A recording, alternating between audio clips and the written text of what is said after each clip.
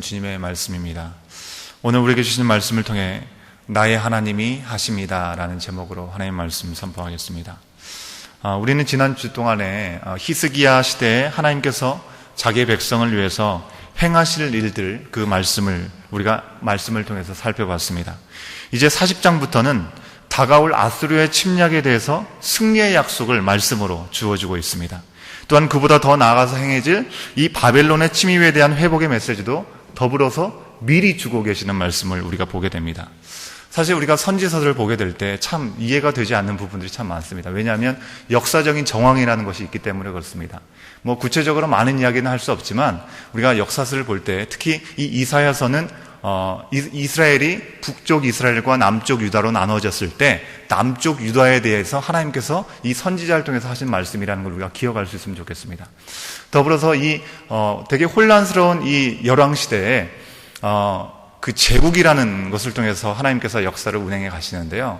아마 다 아시는 대로 고대 이 애굽이라는 나라가 엄청난 큰 제국으로 천하를 호령했습니다. 그리고 이 애굽에서 이 북이스라엘의 위쪽에 있었던 아수르가 제국이 형성되어서 결국에는 북이스라엘을 다 멸망시키고 그리고 이 남유다까지 침략하려고 이렇게 히스기야를 조롱하는 모습들을 우리가 확인하게 되는 거고요. 그리고 이 아수르가 멸망하면서 바벨론이라는 나라가 제국으로 성장하게 되어서 이 바벨론에 의해서 이 남유다가 멸망하게 되고 포로로 끌려가게 되는 것입니다.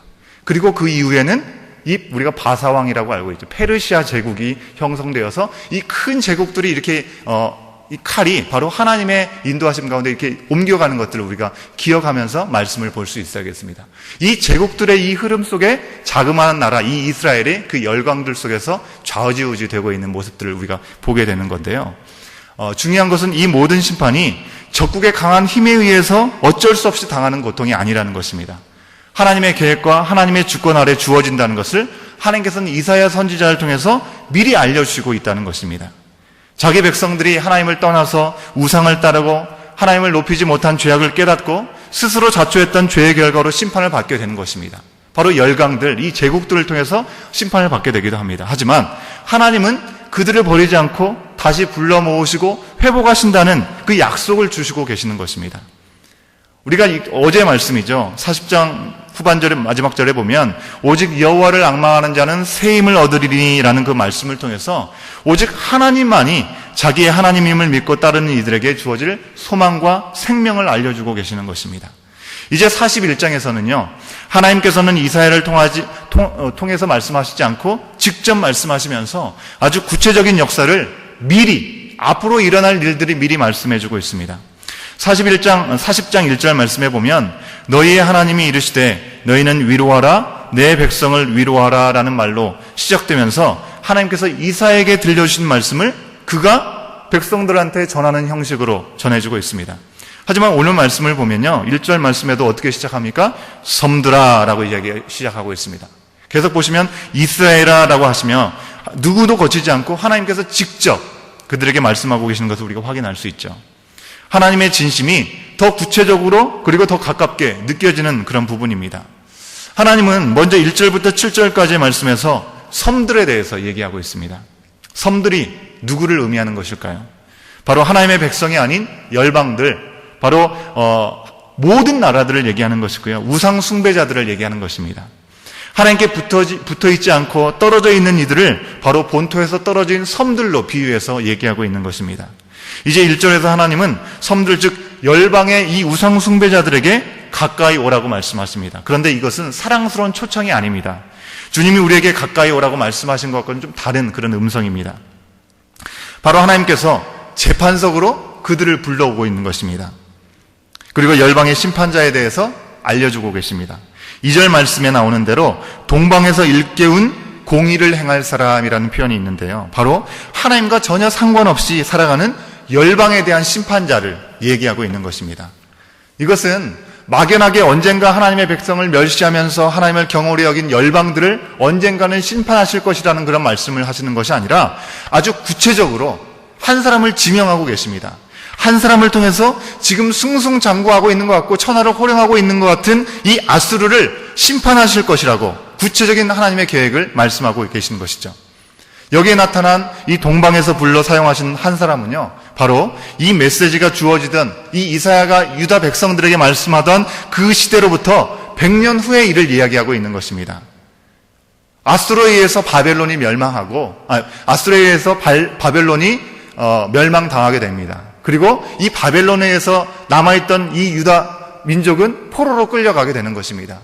이 바벨론에 끌려갔던 이 포로 상태에 있던 이 하나님의 백성들을 결국에는 다시 본국으로 돌려보낼 것인데, 그 본국으로 돌려보내게 할 한 사람을 하나님께서 세우셨다는 것입니다. 그 이야기를 100년 전에 지금 말씀해주고 있는 것입니다. 그 사람이 바로 페르시아의 왕인 고레스를 얘기하는 것입니다. 후에 바벨론에 의해서 멸망당하고 이 포로가 되는 이 유다 백성들, 방금 말씀드린 대로 고레스 왕 때의 자유몸이 됩니다. 그리고 돌아와서 회복되게 되는데, 이것은 그저 어쩌다가 정치적인 상황에 의해서 그들이 다시금 회복되는 것이 아니라, 아직 그들이 포로로 잡히기도 전에 100년 전에 예비하신 하나님의 일이라는 것을 오늘 말씀을 통해서, 이사야를 통해서 직접 하나님께서 말씀해주고 계시는 것입니다. 하나님이 예비하신 자, 바로 고레스는 2절과 3절 말씀처럼 가는 곳마다 승리합니다. 민족들을 그에게 굴복시키게 하고 왕들의 통치자가 되고, 그의 칼은 그들을 쳐서 티끌처럼 만들어버리고 그의 활은 그들을 흩어서 건불처럼 날리게 할 것이라고 2절과 3절은 우리에게 얘기하고 있습니다. 그가 거침없이 질주해서 그들을 추격하니 미처 발이 땅에 닿지도 않는다라는 말씀들을 우리에게 주고 있습니다. 어떻게 이런 일들이 일어나는 것입니까? 지금 열방을 두렵게 하고 다스리게 될 그 세력, 요즘 말로 제일 잘 나가는 이들, 아수르일 수 있는 것이고 바벨론일 수 있는 것인데, 그들이 어찌 이런 패배를 경험하게 된다고 하는 것입니까? 하나님이 이 일을 행하시기 때문에 그렇습니다. 처음부터 이 일을 계획하시고 끝까지 일을 행하시는 하나님이 계시기 때문이라는 것입니다. 우리가 4절 말씀 함께 읽겠습니다. 4절 말씀입니다. 시작. 이 일을 누가 행하였느냐? 누가 이루었느냐? 누가 처음부터 만대를 불러내었느냐? 나 여호와라. 처음에도 나요, 나중에 있을 자에게도 내가 곧 그니라. 하나님이 이스라엘을 회복하기 시작하실 때 열방들은요, 그 열방들이라는 것은 그 주위에 있는, 이 제국의 주위에 있는 나라들을 얘기하는 것입니다. 이 열방들은 보고 두려워해서 함께 서로 모이고 도와서 격려하게 될 것이라고 얘기합니다. 그들의 우상을 의지해서 살아남으려고 발버둥 치는 것이죠. 상식적으로 생각해도 한 나라가 강성해져서 제국이 되면 그 주위에 있는 열국들은 다 먹히게 되는 거거든요. 이 위급한 마음을, 위험한 마음들을 느끼게 되기 때문에 서로 동맹하게 되는 것입니다. 살아남으려고 제국에 대항하게 되는 것입니다. 실제로 고레스가 후에 세력을 잡았을 때 주변에 루디아라는 나라의 크레수스와 바벨론, 이제 조그만 나라로 줄어들게 되는 것이죠. 이 바벨론의 나보리듀스와 애굽의 아마시가 동맹을 맺습니다. 그리고 고레스, 이 바사왕, 이 페르시아 제국에 대항을 하게 되는 것이죠. 하지만 그들은 점령당하고 마는 것입니다. 고레스의 바사왕의 제국은 이 근동 지역의 4개의 제국 가운데 가장 큰 세력을 잡게 되는 것입니다. 고레스는 비록 이방의 통치자였습니다. 하지만 우주와 역사를 주관하시는 하나님께서 그를 통해서 역사의 물결을 바꾸어 놓으시고 새 역사의 흐름 속에서 유다와 이스라엘을 회복하실 거라는 것을 계획하셨다는 것을 우리에게 말씀하여 주고 있는 것입니다. 하나님께서는 여기까지 섬들, 즉 열방, 우상 숭배자들 향해서 말씀하여 주고 계십니다. 실제로 이 말씀은 이방의 통치자와 그들의 백성들에게만 주시는 말씀으로 끝나는 것이 아닙니다. 하나님께서는 열방을 향해서는 하나님만이 정말 유일하신 하나님 되심을 말씀하여 주시는 것이고, 이방을 향한 하나님의 경고 속에서 유다 백성, 이스라엘 온 백성들에게 하나님이 행하실 일들을 말씀하여 주고 계시는 것입니다. 이 말씀을 하시고 이제 하나님은 열방을 향한 경고 후에 택하신 이스라엘 향해서 말씀하여 주고 있습니다. 8절 말씀 우리가 함께 읽어보겠습니다. 8절입니다. 시작. 그러나 나의 종 너 이스라엘아, 내가 택한 야곱아, 나의 벗 아브라함의 자손아. 하나님께서 이스라엘 민족을 뭐라고 부르고 계십니까? 택한 자, 친구, 아브라함의 자손, 이렇게 얘기하고 있습니다. 즉 약속의 백성이라고 불러주시는 것이죠. 이런 호칭들은 모두 하나님의 은혜에서 시작된 그런 관계에 근거한 것이라는 것을 우리는 생각해 볼 수 있습니다. 하나님이 하나님을 하나님으로 알지 못하는 아브라함을 불러서 택하여 주셨습니다. 그 자손들을 하나님의 백성으로 삼겠다라고 복된 약속을 먼저 주셨습니다. 그랬기에 지금 이 메시지를 듣는 유다를 포함한 온 이스라엘 민족은 택한 하나님의 약속의 백성이고 하나님과 가까운 친구라고 불림을 받을 수 있는 것입니다. 또한 이런 은혜로 인해서 이스라엘은 하나님을 이 세상에 알리고 하나님의 뜻을 세상에 행하는 사명을 받게 되는 것이죠.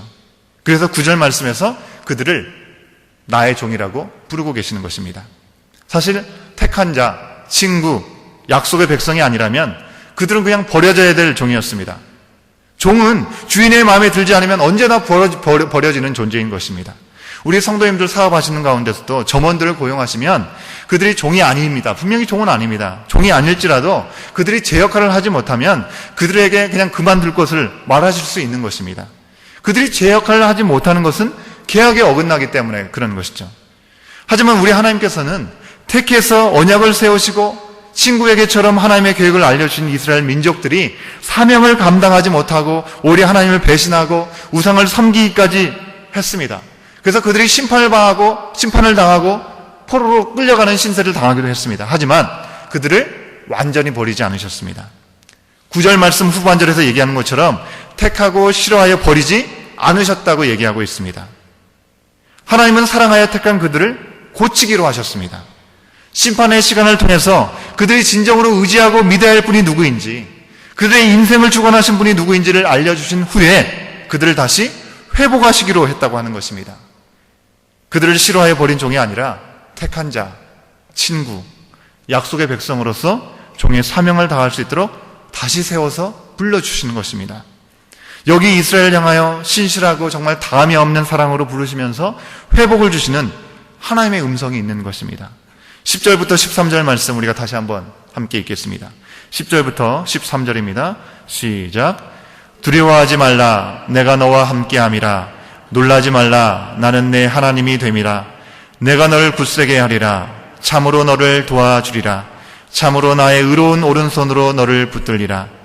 보라, 내게 노하던 자들이 수치와 욕을 당할 것이요 너와 다투는 자들이 아무것도 아닌 것 같이 될 것이며 멸망할 것이라.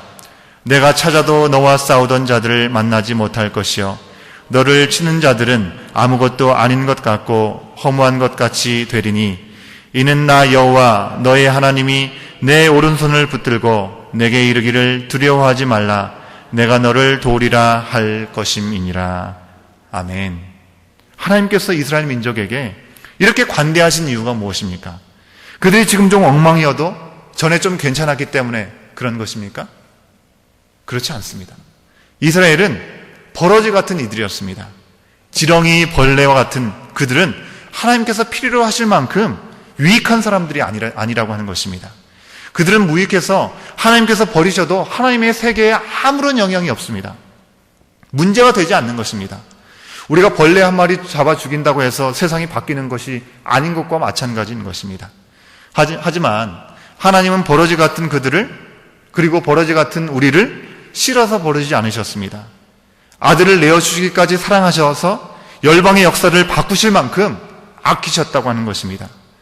하나님께서 벌레 같은 이스라엘과 우리를 사랑하신 이유, 그것은 단 한 가지인 것입니다. 하나님은 사랑이시기 때문입니다. 하나님은 사람과 다르시기 때문입니다. 이것은 우리의 이성으로, 우리의 감정으로, 우리의 지식으로, 우리의 지혜를 다 총동원해도 우리가 이해할 수 있는 영역이 아닌 것입니다. 14절에서 내 구속자는 거룩하다라고 말씀하고 있습니다. 거룩하다는 말은 바로 하나님은 하나님이시기 때문에 그렇습니다. 하나님은 우리와 다르시기 때문이라고 우리가 바꿔서 말할 수 있는 것이죠. 하나님은 우리가 알 수도 이해할 수도 없는 그 사랑으로 벌레 같은 우리를 사랑하여 주시고 버리지 않고 끝까지 찾아내어서 회복하여 주시는 분이라는 것입니다. 그것이 우리에게 예수님을 주시는 이유이고 오늘 말씀에서 택한 이스라엘을 버리지 않고 회복하시는 이유라고 하는 것입니다. 그 회복은요, 어설픈 회복, 조금 회복이 되고 나머지는 고통 가운데 어려움에 처해 있는 그런 회복이 아닙니다. 억지도 아닙니다. 이전에 그들을 괴롭히던 자들의 흔적조차 찾을 수 없는 온전한 회복이라고 우리에게 말씀해주고 있습니다. 사람이 이해할 수도 없고 기대할 수 없는 그 회복이 우리 하나님께는 가능한 것입니다. 헐벗은 산에 강을 내고 골짜기에 샘이 나게 하고 광야가 못이 되게 하고 마른 땅이 샘의 근원이 되게 하는 우리 하나님, 그 거룩하신 하나님은 지금으로부터 2500여 년 전에 이스라엘을 회복하신 그 능력으로, 그 사랑으로, 그 거룩하신 일을 지금도 이 순간 가운데 행하고 계시는 것입니다. 벌레 같은 우리를 버리지 않고 우리가 주님의 구원을 부르짖으면 언제나 들으시고 회복하시는 분이십니다. 때로는 주님을 찾게 하시려고 우리를 광야 한가운데 내몰기도 하시고, 우리의 죄의 결과를 고통당하는 그 순간에도 우리가 주님을 부르면 우리에게 언제든지 오셔서 온전한 회복을 주시기 원하시는 분이 우리의 하나님이라고 하는 것입니다. 우리를 사랑하여서 택하신 그 거룩한 우리의 하나님, 나의 하나님, 그분이 우리 가운데 일을 행하여 주시는 것입니다. 이 일을 통해 우리의 모든 세계가 주님께 속하였음을 우리의 모든 이들에게 알게 하시기 원하시는 것입니다. 여러분, 메마른 땅과 같은 시간 속에 있다고 생각하시는 분들이 있습니까? 하나님의 회복, 하나님의 구원을 갈망하십시오. 하나님은 참으로 우리의 하나님이 되어주시고 우리를 도우시는 것입니다. 우리와 함께 해주십니다.